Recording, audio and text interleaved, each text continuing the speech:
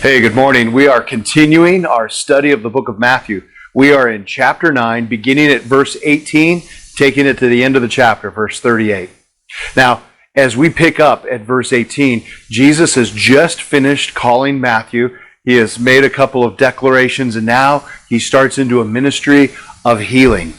And so he's still at a party that Matthew is throwing when somebody comes to him and says, "Hey, my daughter has died, and I believe that you can do something about that." There is an expression of faith in that statement. On his way to see that girl and ultimately bring her back to life, another woman touches his robe, and he turns around, and she explains that she just believed that if she could touch him that she would be healed. And he says, "Your faith has made you well." After healing the synagogue leader's daughter, he finds himself with two blind people who want to be healed. And he says, "You will be healed according to your faith."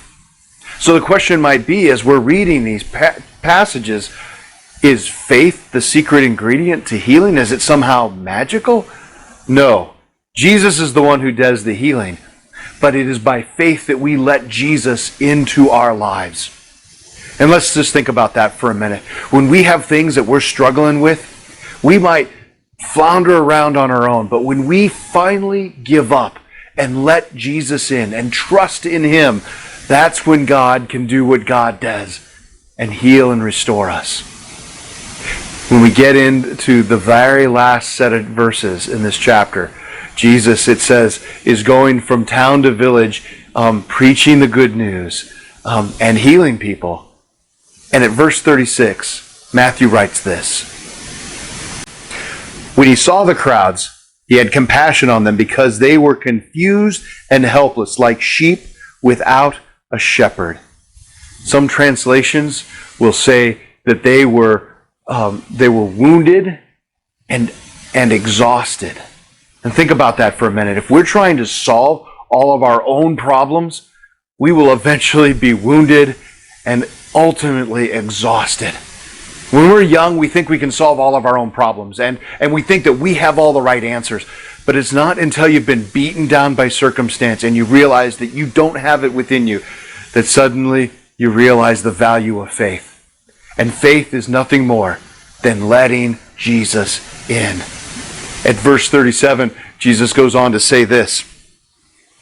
He said to his disciples, "The harvest is great, but the workers are few.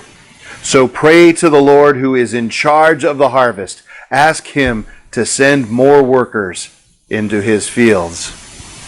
There is a transition that happens at this point in the text where Jesus has been doing all the preaching and the teaching and the healing.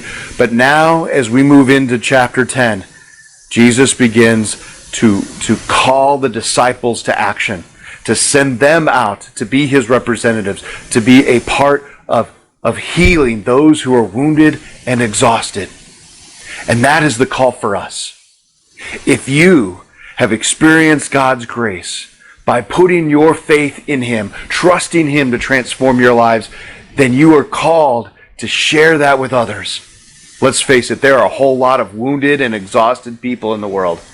So let's get to work and be a part of this mission of God. And if you happen to be the exhausted, wounded person, then have faith and listen to this good news. God loves you and He wants to restore you. All you got to do is let Him. Have a great day, everyone.